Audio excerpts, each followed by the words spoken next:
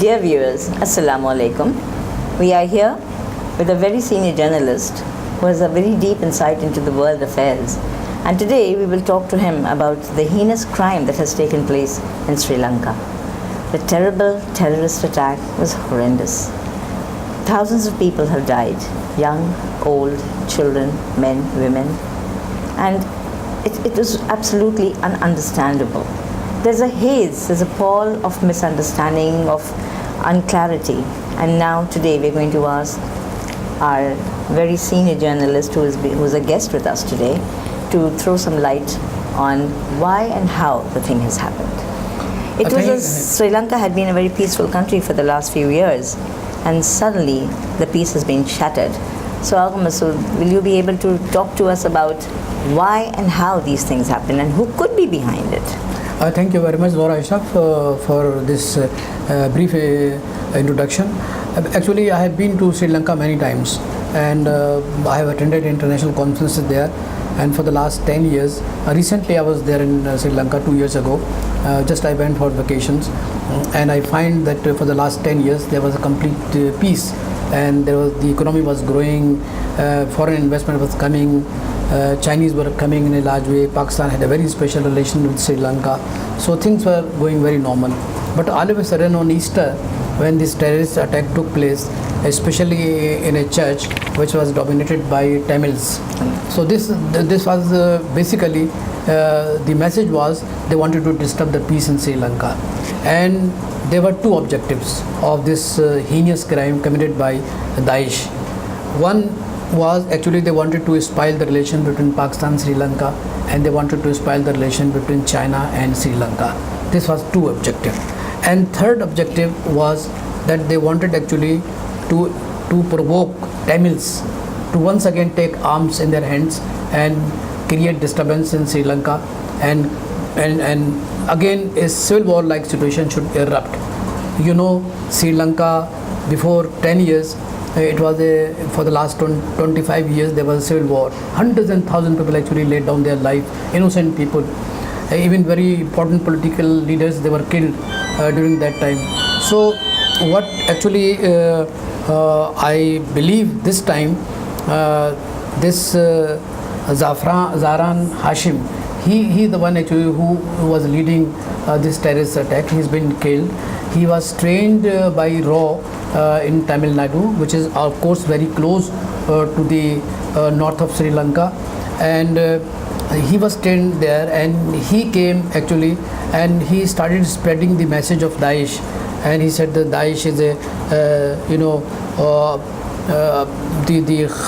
caliph of Daesh, Abu Bakr Baghdadi, is a nice person, and he wants to introduce and to revive the Islamic teachings, Islamic values. They were all humbug, it was all lies actually. So it was the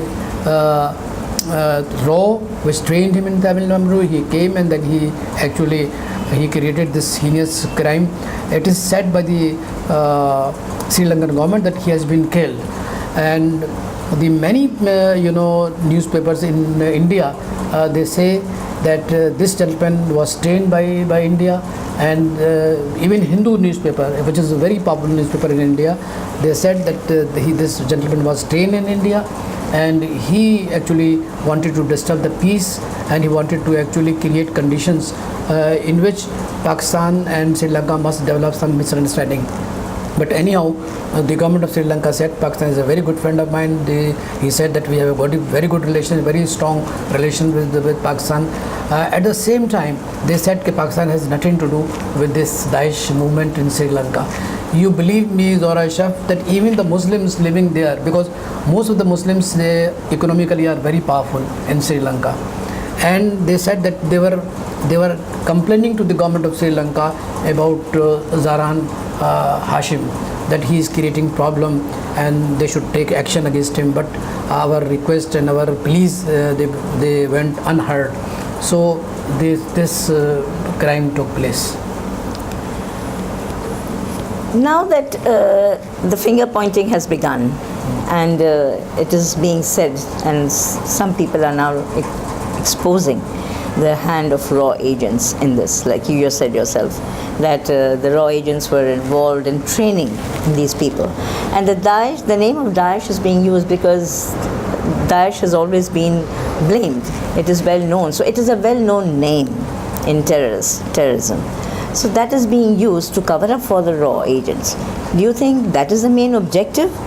Because you said they want to strain relationship between China and Sri Lanka because China is now... And Pakistan as well?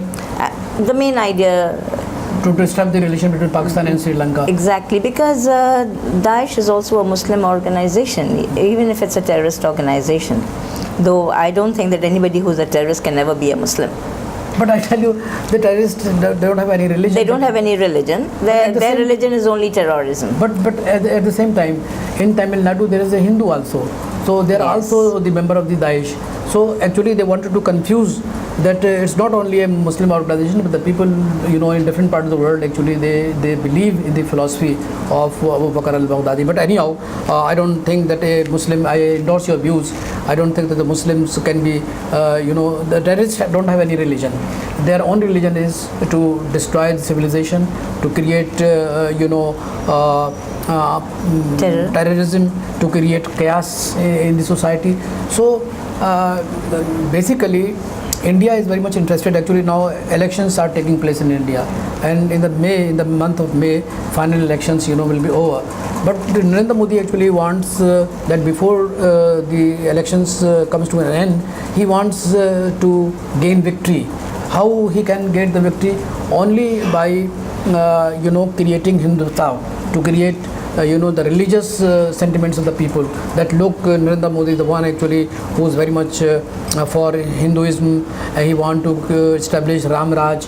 But these are the because, and most of the people in India actually they are illiterate.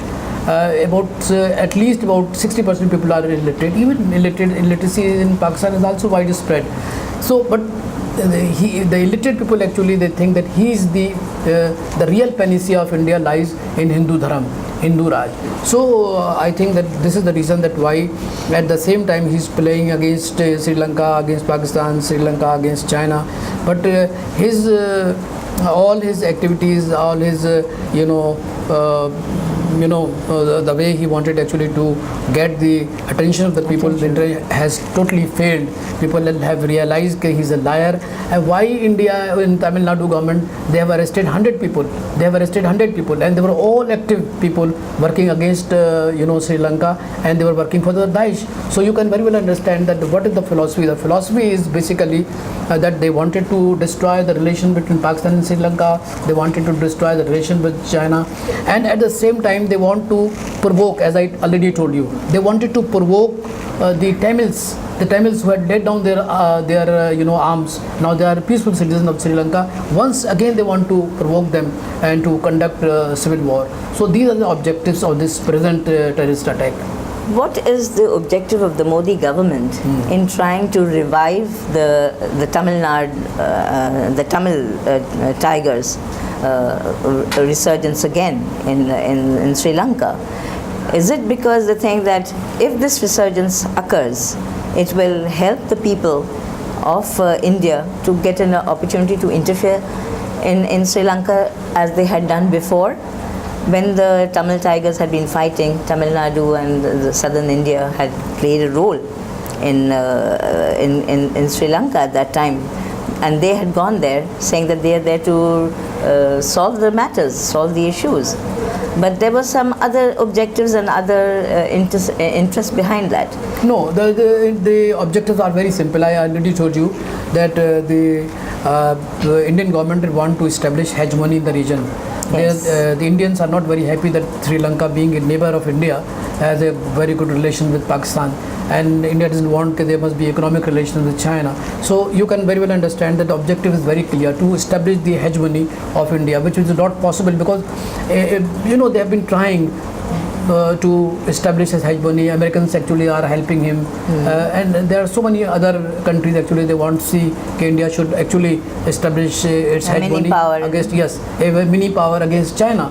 So, but China is something different. China is a second world largest economy in the world, and India cannot compete with China. It's just a absolutely baseless thinking that India can compete with China. So, but anyhow, coming back to Sri Lankan terrorist attack, on the Easter day, it's a very unfortunate, and India actually definitely would like to penetrate, would like to provoke, ignite the again civil war, because once there is a civil war, God forbid, again, India will have the, as you rightly said, it will try to penetrate, will try to influence the people in the north, as already they had done. And it was Pakistan actually who helped Sri Lanka to quell that insurgency. Yes. So role of Pakistan is very positive, very clear. They want Sri Lanka to come up with a strong economy. Similarly is the role of the government of Sri Lanka. They want a very powerful relation with Pakistan. So what has happened on Easter Day was an objective of the Indian government actually to spoil relations with the two of the major powers in the world, like China, like Pakistan, and to establish its hegemony. I think it has totally miserably failed. So you think that India's objective of trying to contain China will not be successful in any way? Yes, because I already told you that there is a one-party rule. China is a one-party rule. It is a communist party that is ruling China, and China is very strong in the sense socially, economically, and politically. So I don't think India will ever. They have been trying with the help of the Americans actually to contain China, especially in CPEC. You see how they are trying to confuse the Pakistani people about the CPEC. But anyhow, the CPEC is a game changer for Pakistan. God is helping us. So at the same time, India will never be successful actually to contain China. Again, in 2025, China will be the number one world economy in the world.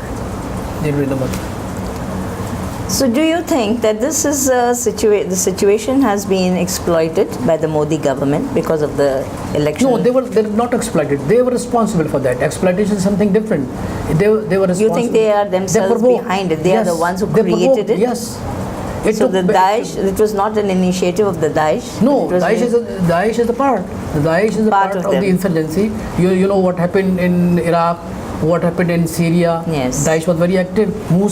In Mosul they established their Khilafat. The name is coming back after quite some time. Yes. Exactly. So, Zohra, this is what I can say, and I think you have been very kind actually to solicit my opinion. I think it has been very nice having you to throw light on all this because the situation was very bad and very sad.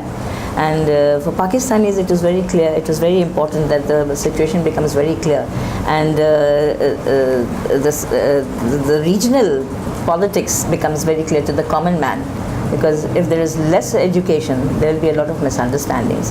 And that should be cleared so that relationship between Pakistan and Sri Lanka is not spoiled. And it continues to be the friendly relationship that it was. We fully endorse you. Thank you very much, Zohra. Thanks very much.